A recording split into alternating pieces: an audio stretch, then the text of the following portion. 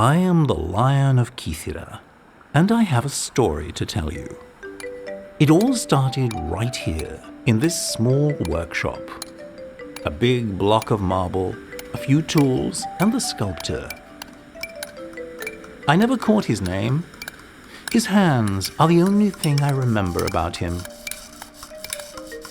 Then other hands came, wrapped ropes around me, lifted and moved me. Where to? A sanctuary, or else a tomb of a mortal? I do not recall. I stayed there for a long time, standing still, roaring, and enduring the heat of the sun, the chill of snow, as well as the moisture of rain, for months, years, centuries. I came to think that this would be my life forever.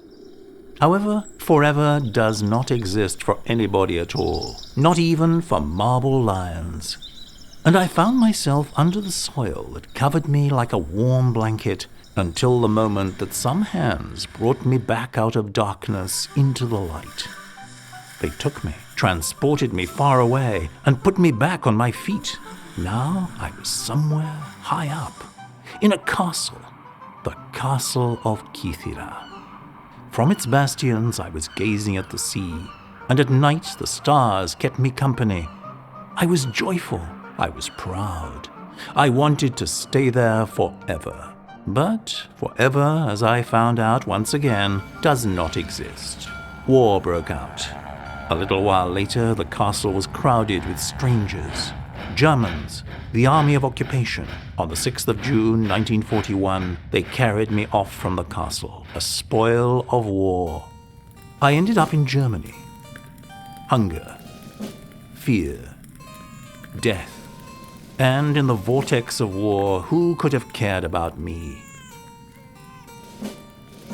I lived for quite some time, neglected and dusty, in the courtyard of an old tile factory, until someone discovered me and had me sent to Berlin, to the Archaeological Museum. The war had ended. We were in 1952.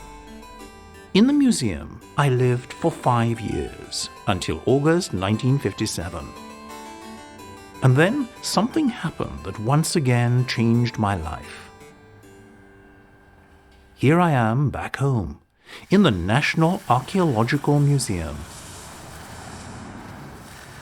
Sir Director, are we going to send this statue to Kythera? No, we will keep it here. In any case, there is no museum in Kythera. Where will they put it on display?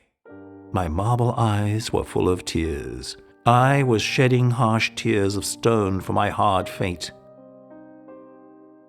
Initially, they placed me in a storeroom, along with dozens of objects. Then in a hall of the museum, next to other statues.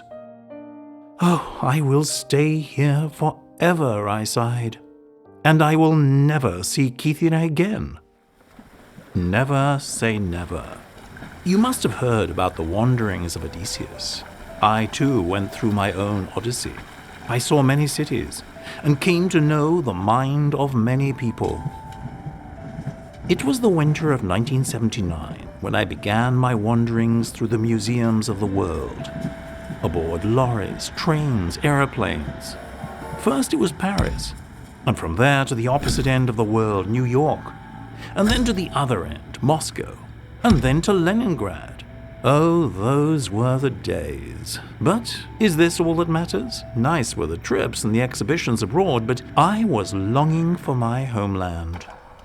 In the meantime, Kythera had finally got the museum that its inhabitants wanted so much. I heard it from a guard who was a native of Tsirigo. I contemplate applying for a transfer to Tsirigo to work in the new museum. And if that works out, I'm thinking of taking this fellow with me. People down there on the island ask for him, and mark my words, we will manage to take him back. Once again, tears filled my stone eyes. But these were tears of joy. I began to hope and dream. The day of my return has been engraved on my memory forever. I remember the people who looked after me. Aristides, the head technician, and another young conservator, Yannis. These two people packed me securely into a wooden crate, and in another one they placed my base. The last thing I saw before Yiannis snapped the lid shut was a big smile on the face of my compatriot. I smiled back. Farewell until we meet again back home. We reached our destination. My marble heart leaped in my chest. The crate was opened. Light! Here I am on my pedestal. I breathed a sigh of relief. My odyssey had come to an end. At least, so I thought then. On the 8th of January 2006, Sunday noontime, first a rumbling noise was heard as if emerging from deep inside the earth. And before I knew it, I felt my pedestal trembling under my paws. An earthquake. The museum was closed. The building was declared unfit for use. Many years went by in silence and desertion. I had started believing that the museum would remain closed forever. And yet not. The autumn of 2013. I recognized him the moment he came in. Many years may have passed and he was not such a young lad anymore, but there was no way I was mistaken. It was my conservator. Hello, old friend. Oh, look, we meet again. I came to take you from here. Take me? Where to? Oh no, I would rather stay here even if the museum remains closed. At that moment, the archaeologist in charge entered the room. Yiannis, how are things going? We are ready, Madam Director. By noon, we will have brought everything up to the castle. The castle? Oh gods, you who protect the marble lions, is that possible? Am I going back to the castle? Indeed, it was true. The museum was going to be closed for renovation, and because of that, they had to move us. Everything else I remember vaguely, as in a dream. The straps that were softly fastened around me, the abrupt pull of the crane. All this time, my conservator was standing by me. Slow down! Take down! Okay, untie the straps. Madam Director, we have finished up here. Let's welcome him. She looked at them, smiling.